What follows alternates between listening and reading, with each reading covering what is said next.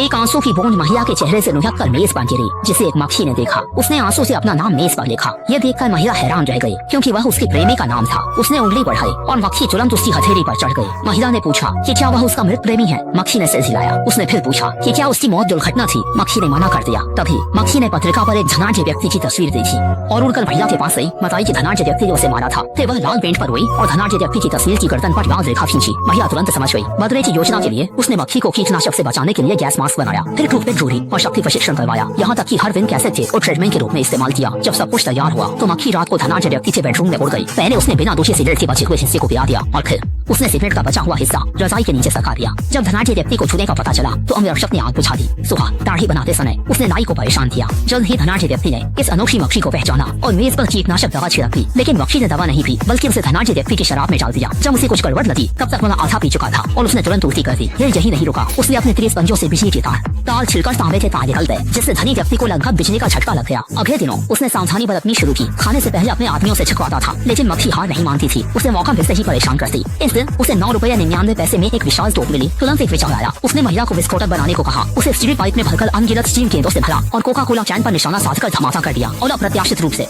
Can टूट गया। परीक्षण सफल रहा और उसने बारूद टोकरी में भर धनाढ्य व्यक्ति की तोप में डालना शुरू किया। पर धनाढ्य व्यक्ति को इसका पता चल गया। उसने तोप का मुंह ढक स्टील की गेंदों से भर उसे मारने की तैयारी की, पर मक्खी फिर भी बचनी थी। कोई चारा न होने पर धनाढ्य व्यक्ति ने दोबारा परेशानी से बचने के लिए घर में कई चोरी रोधी उपकरण लगवाए। यहाँ तक कि हर आने वाले को सुरक्षा जांच से गुजरना पड़ता था। मक्खी ने किसी के बालों में छिपकर घुसने की कोशिश की, पर पराबैंगनी किरणों की स्कैनिंग से नहीं बच सकी। धनाढ्य व्यक्ति को जड़ की मदद से वह खिड़की के अंदर घुसा। गुस्से में वह सीधे अमीर आदमी के कपड़ों में घुस गया और उसकी कमर को पापियों की तरह खरोंचने लगा, जिससे उसके कपड़े खून से भीग गए। यह देखकर अमीर आदमी क्रोधित हो गया और पापियों की तरह जलहाल करने लगा। उसे हर जगह हेलमेट पहनना पड़ता था। ग्राहकों की मांगों को अनदेखा कर वह केवल मक्खी मारने का ध्यान देता था। कभी एक मक्खी अचानक एक ग्राहक के सिर पर बैठ गई। अमीर आदमी ने तुरंत उसे थप्पड़ मार दिया। फिर वह दूसरे ग्राहक के चेहरे पर जा बैठी और एक थप्पड़ मारा। आखिर में कूड़ेदान को उसके सिर पर रख दिया। ग्राहक ने गुस्से में सभी प्रोजेक्ट खत्म कर दिए और धनाढ्य व्यक्ति के भ्रष्टाचार की रिपोर्ट करने का फैसला किया। धनाढ्य व्यक्ति ने तुरंत संपत्ति ट्रांसफर करना शुरू कर दिया। तभी मक्खी ने माचिस उठाकर तिजोरी के सारे पैसे जला दिए। धनाढ्य व्यक्ति को लगा कि कुछ तो गड़बड़ है। घर इतना सुरक्षित था तो मक्खी अंदर कैसे आई? सीसीटीवी फुटेज देखने तक उसे श्याओमी की चाल का पता नहीं चला। तो सांग ब्याओ ने श्याओमी को बुलाया और उसे पीटा,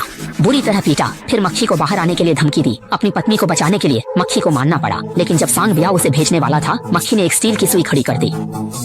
दर्द से सांग ब्याओ जमीन पर उछलने लगा। गुस्से में मक्खी पर चिल्लाया, जिससे घर की बिजली चली गई। जैसे ही मक्खी हमला करने वाली थी, वह तार में फंस गई। सांग ब्याओ ने उसके पंख काट दिए और श्याओमी को उसे उत्तर पश्चिम भेजने को कहा।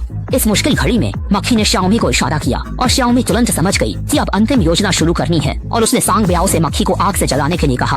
अनजान सांग ब्याओ ने तुरंत माचिस जला दी। उसे नहीं पता था मक्खी बारूद से लदी थी। जैसे ही आग लगी, मक्खी ने अपनी बची हुई शक्ति से तोप के अंदर उड़ान भरी और एक तोप का गोला सांग ब्याओ की कमर में लगा। धमाके से घर मलबे में बदल गया। इस तरह उसने अपना बदला दूल्हा कर लिया।